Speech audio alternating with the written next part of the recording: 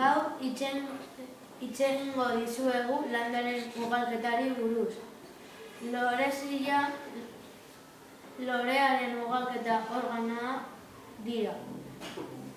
Arizpa batez osatuta daude eta haien barruan antera izeneko zakutxo bat daude. Anteraren barruan polenaleak daude. Ale horiek dituzte hain zuzen zelula sexual arra. Pistiloa lorearen organo emea da eta botila forma du. Bere ahoa lorezakia da eta barruan obuluak ditu eta daude obulotegian. Eta orain horien nire hitzera ingo dizuet. Petaloak koloretako hostoak dira. Loreak animalia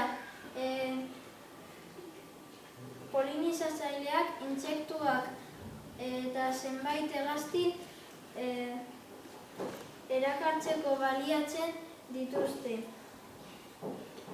Petaloen multzoak korola osatzen du eta orain leder hitz egingo du. Sepaloak lorearen oinarrian dauden hosto berdeak dira.